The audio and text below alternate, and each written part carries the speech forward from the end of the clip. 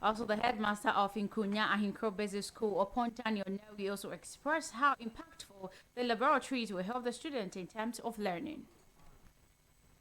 The facility is going to have a positive impact in the lives of the children because it is going to make learning of ICT. We are going to shift from the theory way of learning into a practical way of learning where the children can manipulate the gadgets.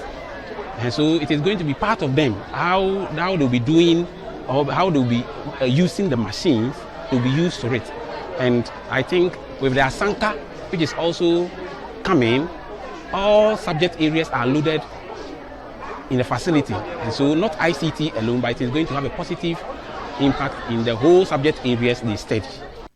Some students also share their experience about how great the initiative is. Your breadboard, then you bring your jumper cables, then you bring your LED, then you bring your Arduino board, also known as the microcontroller or the motherboard. Then you go to your laptop, then you research for Arduino board on the laptop, then you press on it, then we are using CC+ language to do our traffic lights. Okay, when we are in school, we used to learn about mouse skills and creating of folders, but we never get to do the practicals. So I think getting the computers to do the practicals can help us to do our work. So sometimes we can learn how to do, we learn the theory, but when we are given the computer, we are not able.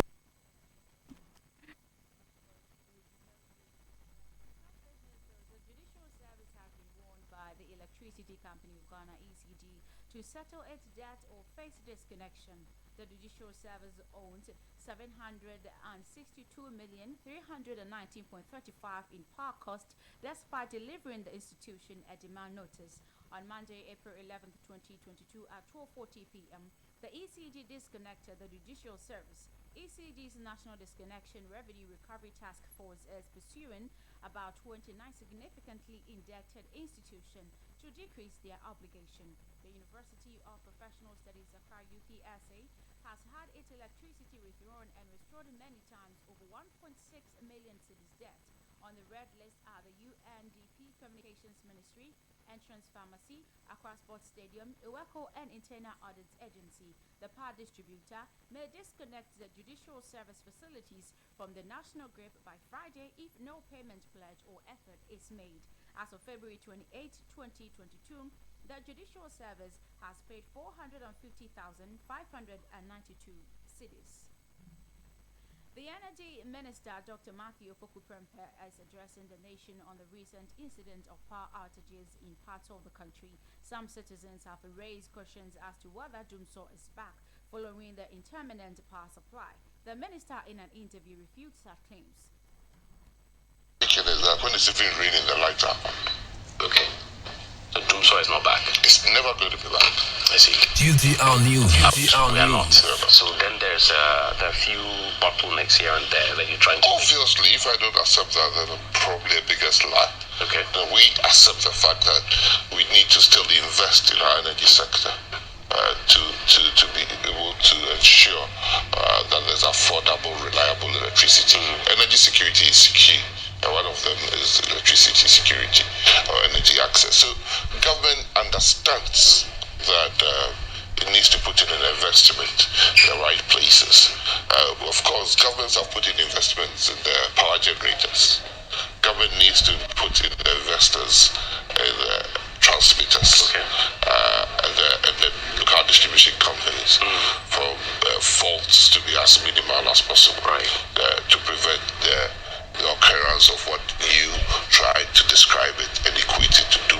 So, Not me. which is not The Ghanaian public. Which is the not. Ghanaian public. But let's be frank. Let's go back to 4 years, 2012, 2016, when every day in that 4 years there was electricity rationing. Okay.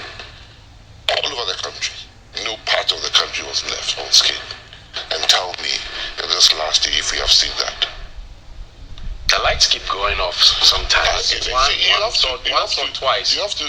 Where I live, my lights have gone off twice. Okay. But it's not doom. It's not doom. So okay. So that's doom CC. Doom so that got to 3 days off, 1 day on under John Dramani. GTR News. I've never GTR been News. to when your lights go off once at the countdown. Even in your house, where meals are prepared, it's not always that you want what you get. I see. Now, Even before Paris Climate Change Accord was signed, Ghana, over 40% or 50% of our energy generation comes from clean, renewable energy. Okay. It was hydro. We still have nearly 40% of our electricity mix as hydro. Except to say that it didn't count towards Paris Climate Accord. It is going forward how much of your energy mix you're going to dedicate to clean, renewable energy. If you just join us, this is the afternoon news on Ghana Talks Radio. Some international stories. The New York City police have named a person of interest after a morning rush hour shooting at the subway station that left more than 20 people injured. Police says they were looking for Frank L. James, 62, in connection with the attack, as he had rented a U-Haul van that may be linked to the shooting. The key to the van rented in Philadelphia was found at the scene. The New York Police Department, NYPD, asked anyone with information on his whereabouts to call a hotline. Mr. James has not been named as a suspect in the attack. Being identified as a person of interest means police believe he may have information concerning the crime. At least 53 people have been killed in landslides and floods after tropical storms Megi devastated the Philippines. Rescue crews were still seeking to find survivors in flooded villages on Wednesday, digging through mud and wading through chest-high waters. However, the death toll from Sunday's natural disaster is only expected to climb, officials says. Villages around the Bay city in the central Leyte province were hit. There, hillsides are villages and overflowing rivers ride up homes and buried many people alive. The city's mayor, Jose Carlos Cari, told the outlet CNN that at least 47 people in the area have been killed. A former U.S. researcher at the cryptocurrency group had been sentenced to more than 5 years in prison for conspiring to help North Korea evade U.S. sanctions using cryptocurrency. Video Griffith had earlier pleaded guilty to conspiring to violate U.S. law. He formerly worked for Ethereum Foundation, a non-profit organization focused on the technology behind the cryptocurrency Ether. The sentence was the minimum amount of prison time sought by a prosecutor. He was fined $100,000, that is 76,684 euros. The 39-year-old has been facing a maximum sentence for 20 years in prison and a $1 million fine. Algeria has accused Morocco of killing 3 people in an attack in the disputed region of the Western Sahara. The Algerian Foreign Ministry said Moroccan forces shelled a commercial convoy on the border between Algeria and Mauritania. Neither Morocco nor Mauritania have commented on the allegation. In November, Algiers have accused the Rabat of killing 3 Algerian nationals in a similar attack. Tensions have increased in recent months between the two countries, culminating in Algeria breaking off diplomatic relations last August. Before we wrap it up with some entertainment story, lawyers of Johnny Depp branded Amber Heard a liar obsessed with her image in opening argument of the defamation trial between the former spouses. The case was brought after an article by Heard in which she claimed to be a victim of domestic abuse. But Ms. Heard's team argued that Mr. Depp brought her to court simply to destroy her. Mr. Depp, 58, has denied any abuse and has sued his ex-wife $50 million.